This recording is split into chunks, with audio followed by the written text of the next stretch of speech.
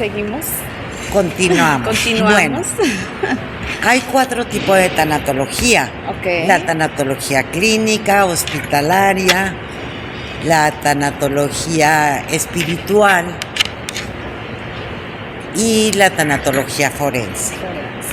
Fíjate que trabajando en voluntariado, pues no nada más iba a las 71 en parte oncológica, sino también en las clínicas 18 y 16.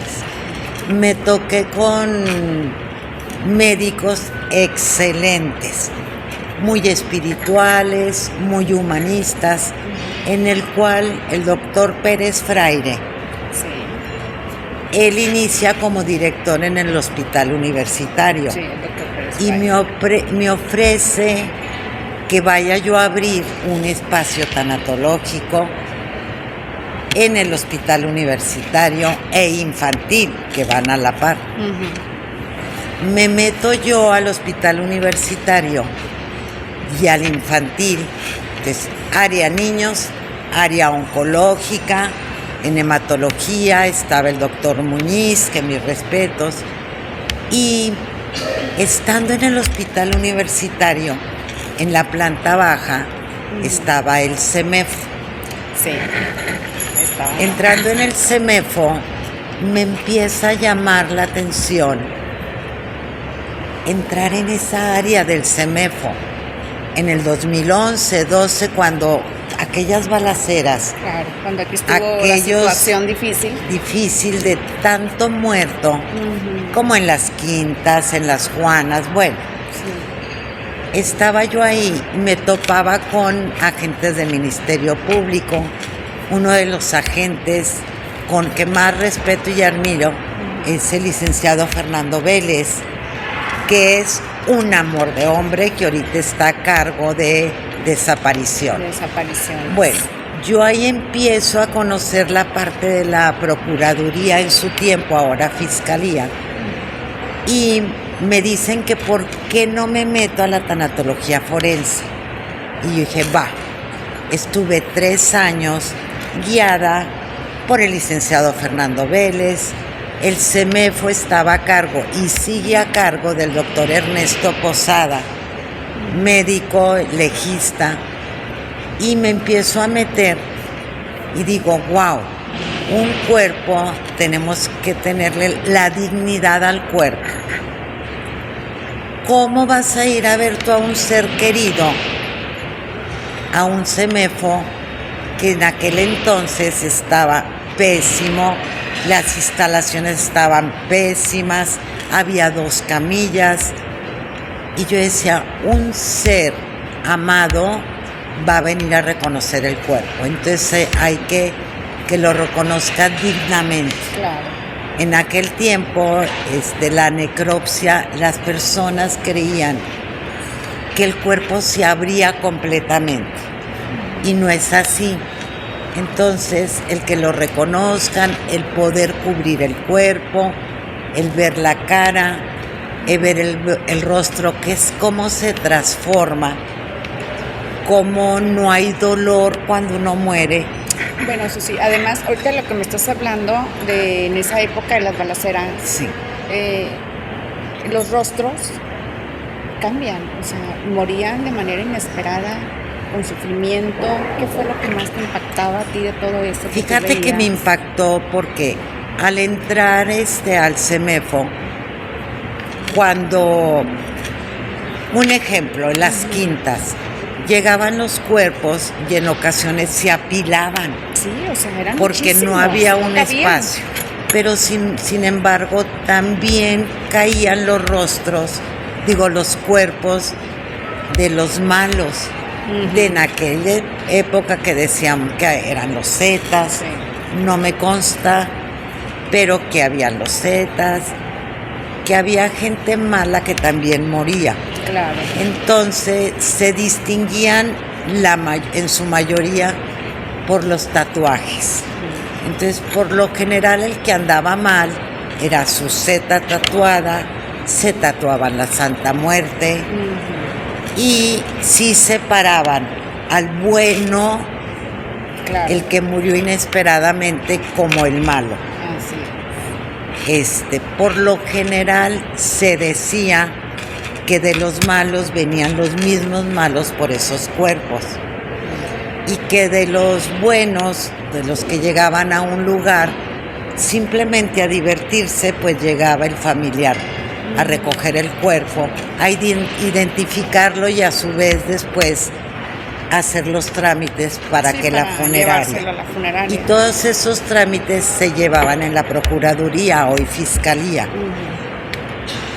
Fíjate que yo veía los cuerpos, me tocó en 3 ocasiones hijos de amigas mías, cómo morían tan en paz. Yo ya había tomado la parte espiritual y decía, yo sí creo que haya algo bueno después de la muerte, ya que el cuerpo se transforma en una paz, en algo con mucha paz, como si estuvieran dormidos. Por otro lado, pues me llamaba la atención de los malos, un solo cuerpo. Me llamó la atención cómo sus manos estaban duras, rígidas y su cara de dolor. Eso fue cuando dije, wow, esta persona, entonces sí existe el bien y el mal. Claro. Esta persona, ¿qué vería o con qué conciencia moriría? Que su cuerpo está transformado, pero con un rostro de dolor. Sí, se quedó con esa energía de frustración. Se queda con esa enojo. energía, sí. Por otro lado, bueno, empezábamos a ver que las condiciones no eran buenas y empezábamos a trabajar por un CEMEFO digno. Claro. Había muy buen CEMEFO en Gómez Palacio, sobre el periférico, pero en Torreón no. Entonces, junto con el licenciado Fernando, con el doctor Posada, empezamos a trabajar a que hubiera esa dignidad ante la muerte. Y se construyó el CEMEFO. Mis respetos. Pero ¿qué crees? Que la mayoría o en su mayoría de las personas te decían, es que hay que apoyar o hacer algo para apoyar para que haya camillas, haya un buen refrigerador para conservar el cuerpo, un buen espacio para hacer las necropsias. Y las personas, ay, pero si ya están muertos. Sí, claro, o sea... ¿Cómo vamos a apoyar? Y si fuera tu familiar, y si entraras, porque la última etapa que nos acordamos de un ser que amamos es cuando murió. Entonces se empezó a trabajar el que hubiera un aire acondicionado por los calorones, por lo insalubre, el lleno de moscas. El cuerpo muerto se reproduce en gusanos, en moscas. Entonces había que trabajar mucho. Y sabes que eso sí, en ese punto todavía creo que tenemos que trabajar mucho. Muchísimo. Porque sí, yo sé que eres de las personas que apoya el CEMEFO aquí en la región. Sí. Sé que apoyas a los familiares cuando te manda a llamar el doctor Posadas, estás ahí para dar contención. Así es. Y más que nada en muertes violentas. Y seguimos con el licenciado Vélez, que está en desaparición. Cómo estos cuerpos que encuentran llegan también al CEMEFO. Claro. Antes de continuar, nada más para especificar, un tanatólogo forense ve las muertes violentas. ¿Cuáles son las muertes violentas? Las que mueren en accidentes, suicidio y homicidio. Y ya hay que ver, porque esas 3 muertes yo no entendía, que yo llegaba al CEMEFO y veía un suicidio. Llegaba con el cordón, si había sido a través de un lazo, puesto, y volteaba y le decía al doctor, por lógica se ahorcó. No, Susana. La necropsia nos arroja si fue un accidente o si realmente fue un homicidio, porque hay cuerpos que te dicen si fue homicidio por las horas en que está muerto, Claro. y su cuerpo qué es lo que te dice.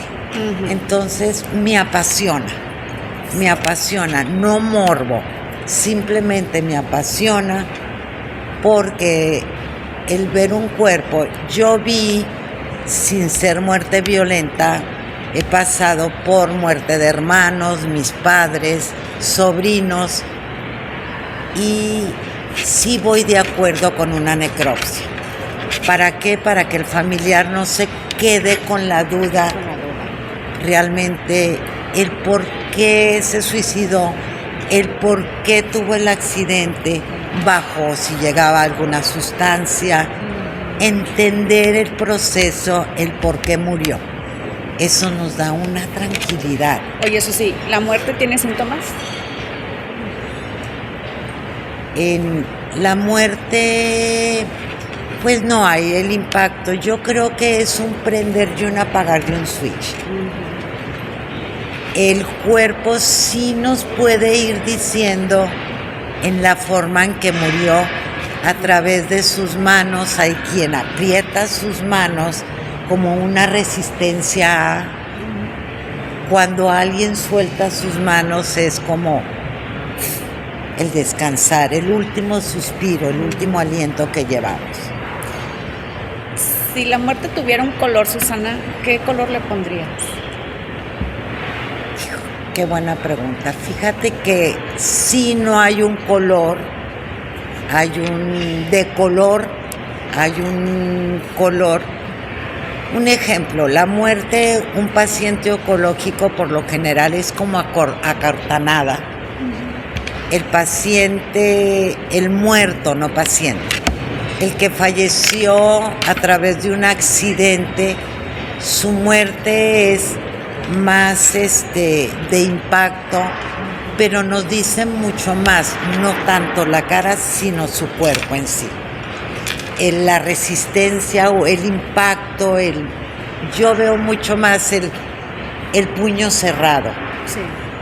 La frustración. Sí, pero también veo que la muerte es un proceso de impacto. Hay alguien que me pregunta, ¿sufrió? Yo no sé, puesto que yo no fui la que estoy muerta. Claro, pero para tu allá. cuerpo te dice la transformación, Claro que sí. el relajamiento de ese cuerpo.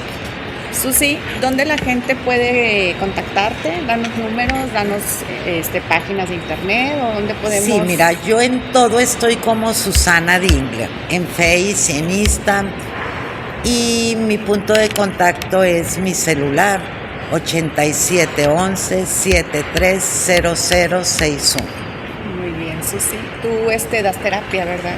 Sí, yo Tienes tu espacio. tengo mi espacio, mi consulta para procesos de duelo, del acompañamiento personalizado. En la ampliación La Rosita, ahí tengo mi consulta. También consultamos en el hospital universitario. Y bien, pues tú qué mejor, Erika, que perteneces al equipo de tanatología en el hospital 71. en la 71. Y pues los médicos tienen nuestros contactos. Sí, claro. Y ellos ya saben. Sí. En funeraria, en Serna, hay un espacio tanatológico donde ocasiones doy conferencias o bien acompañamiento también dentro de la funeraria. Claro, ahí pueden sí. contactarme. Susi, ¿tú crees que nuestros difuntos en estos días vienen a visitarnos? Yo sí creo, yo lo siento, yo siento a mis padres, yo sí creo en eso.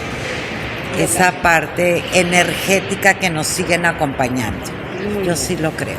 Muchas gracias, Susana, por tu presencia. No, hombre, yo encantada. 1000 veces me invitan, 1000 veces estaré aquí. Gracias. Muy amables.